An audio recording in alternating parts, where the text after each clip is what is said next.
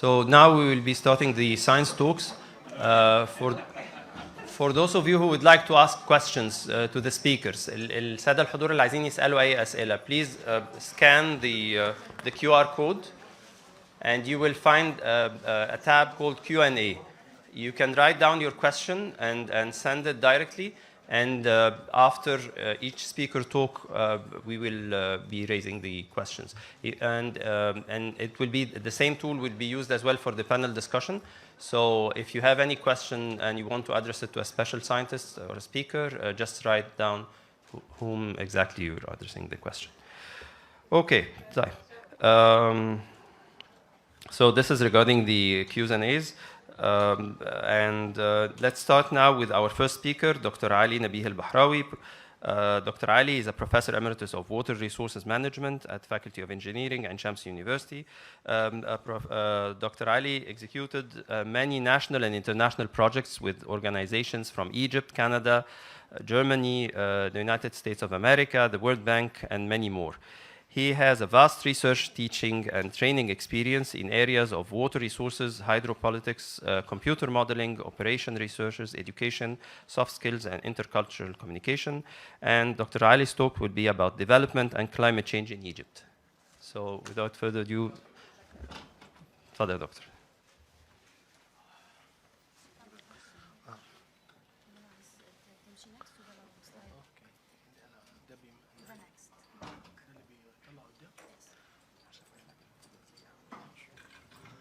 I'm very pleased to talk to you today.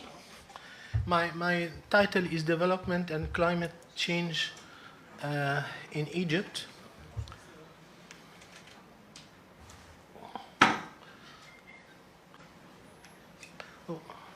Yes, Egypt is working on climate change at different levels in preparation for the COP27, as mentioned before, to be held in Sharm el-Sheikh this November. All state-implemented projects like smart cities, roads, renewable energy, treatment plants, and national projects closely related to adaptation and dealing with climate change. I will start with a review of what happened in the Egyptian media regarding the mega projects. Most of Mr. Ashraf, most of the clips comes from Al-Ahram newspaper. This is the Prime Minister himself declaring the Egypt climate change strategy at the Nexus Water Food Energy Platform. This is the Minister of Environment, Dr. Yasmin, talking with her counterpart from Canada in Stockholm about the results of the Glasgow COP. This is the Ministry of Housing talking about challenges facing climate change and how to solve it using modern tools. This is the Minister of Electricity and Renewable Energy having some common projects with Australia in the area of green energy. This is Dr. El-Mashat herself, Minister of International Cooperation with Mr. Tony Blair, talking about green projects. Even the Minister of Youth is talking about an initiative called Youth and Climate, how to deal with nature. In Egypt, there is an initiative of planting 100 million trees. And this is a Supreme Committee led by Prime Minister arranging for the COP27. This is the President himself talking to the Forum for International Cooperation, Development, Finance, telling the audience that we have a lot of potential to provide clean energy and we have to support African countries. Now, I'm going to go through a hopefully pleasant tour through the mega projects in Egypt, and I will start with smart cities.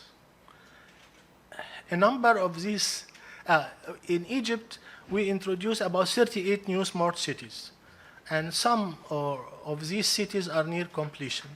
We will mention only the new administrative capital in detail. These are the location of 20 of them. And you can see we have the new administrative capital in the desert here to the right, and then the new Alamein by the Mediterranean Sea. Now, this is how the new administrative capital look like. It's a green city in the sense that for each person has 15 square meters of green area, and it is sustainable city in the sense that sustainability is considered in energy and in recycling of waste. It's a walkable city where people can walk or use bikes, and it is connected where we can use trains, metro, tram, trolley, buses, and taxis. This beautiful map I got from Dr. Ayman Ashur shows the relation of mode of transportation with the intensity of population in the residential areas. And it's a very nice slide that will be a transition from talking about smart cities to talk about Egypt transportation network. Without transportation, there is no development. And this fact is as old as 312 years before Christ, where Rome's most enduring contribution to history is the roads, a vast interconnected network spanning about 322,000 kilometers. This is an Egyptian map for transportation. We are connecting very remote places like Marsa Matruh, like Bursaid, places on the Red Sea, and even Aswan. And Egyptians, if you walk around, they use the metro and they use a microbus. But the microbus will not continue with us. Why? Because we are embarking on using 4 new modes of transportation: the monorail, the light rail transit LRT, the bus rapid transit BRT, and the high-speed train. This is the monorail, this is the LRT, this is the BRT, and this is the high-speed trains that can go as fast as 250 kilometers per hour. Now we move to largest agricultural wastewater treatment plant. This wastewater treatment plant is called Bahr al-Bakar, and it won 3 Guinness World Record certificates for being the largest capacity, for largest sludge treatment, and for the use of ozone for disinfection. This is where the plant is. The capacity of the plant is 5.4 million cubic meter per day, and it is used to irrigate about 400,000 agricultural land in Sinai.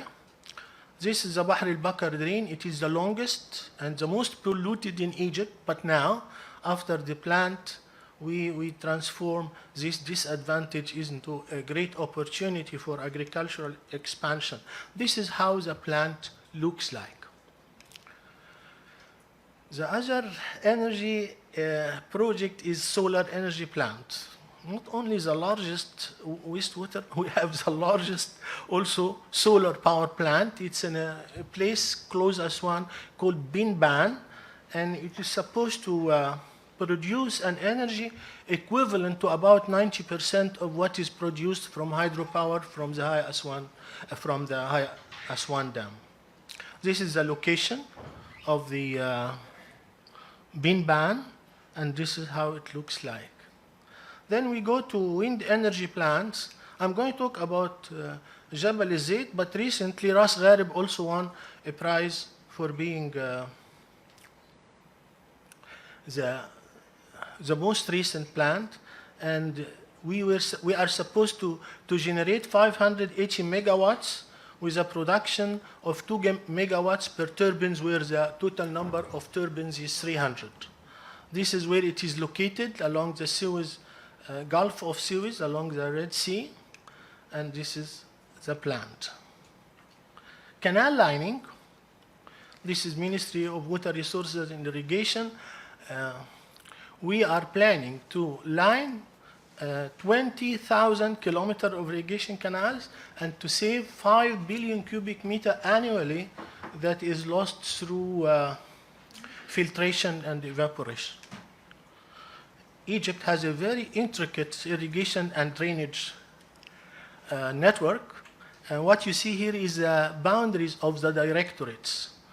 If you are interested, this is a big problem calculating the water balance for each governorate because the boundaries of the irrigation and drainage directorates do not coincide with the administrative boundaries.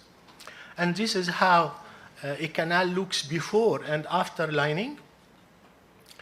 And because Egyptians are different, they added another recreational element to the canal lining canal by using it as a swimming pool.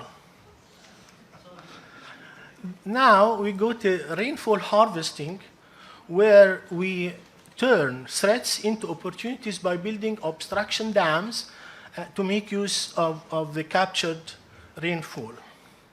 Shore protection also, because we have around 3,200 kilometers of shores along the Mediterranean and the Red Sea.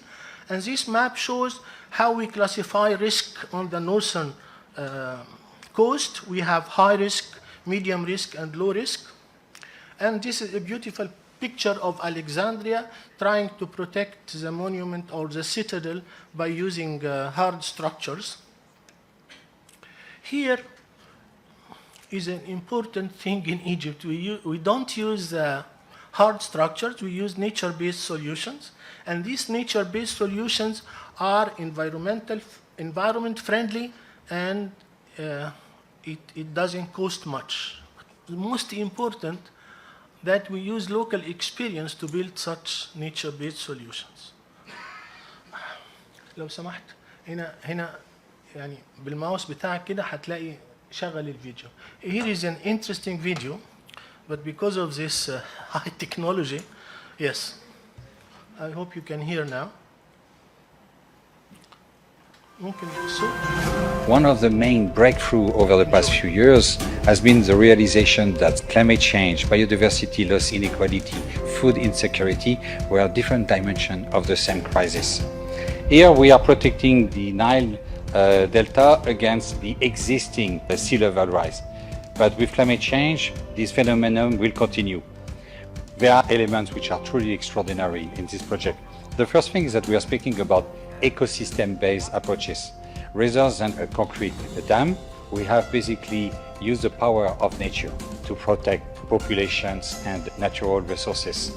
So it's much more cost-effective, but in addition, it's something that is living, an evolutive organic solution which is built on the knowledge of local population.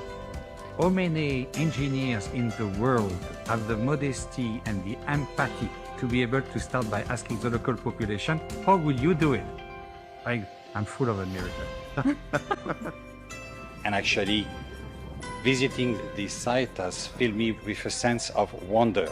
There is nothing that's replaced the opportunity to discuss with the ultimate beneficiaries directly. So it's a wonderful example in this project. We are leveraging the power of nature, the knowledge we have acquired in terms of ecosystem management to avert catastrophic climate change. I hope you like this.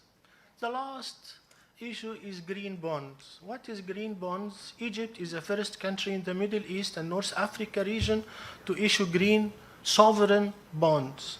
This financing solution supports Egypt's Vision 2030, and it ensures access to clean drinking water and transportation through the use of monorail in Cairo.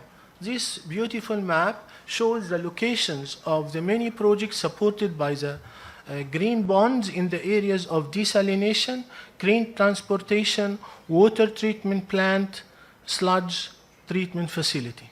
For our German guests here, one of the first international bank that supports the green bonds is Deutsche Bank.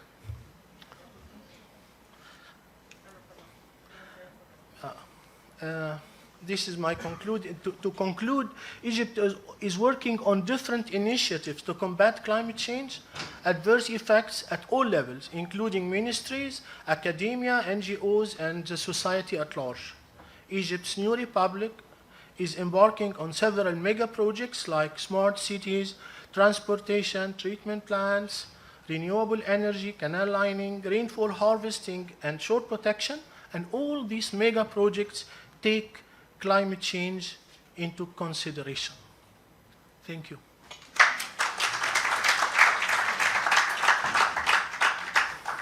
خلصت في الميعاد ولا ايه؟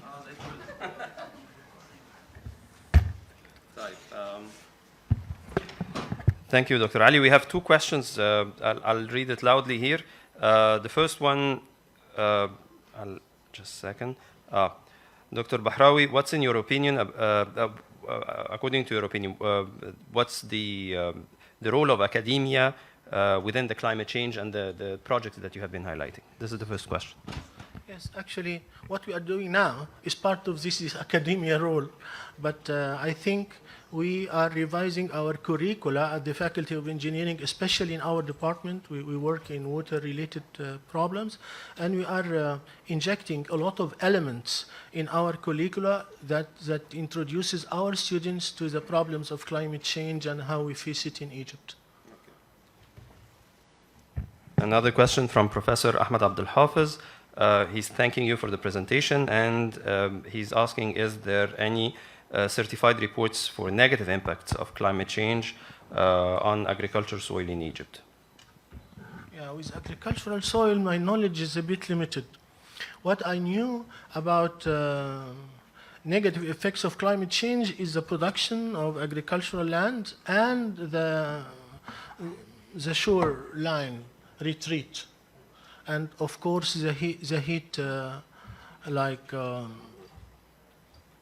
the heat waves and some of the flash floods. But with respect to soil, you have to ask our great professor, Dr. Ayman Abu Hadid. The last question that we have, you have highlighted several projects in different disciplines.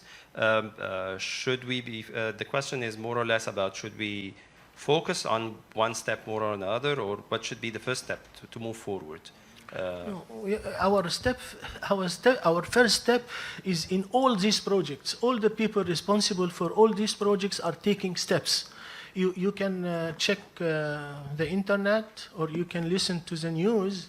You will find that the whole country now is working on climate change. For the people who know about climate change, and possibly for people who don't know anything about climate change. Thank you. Thank you very much. Thank you.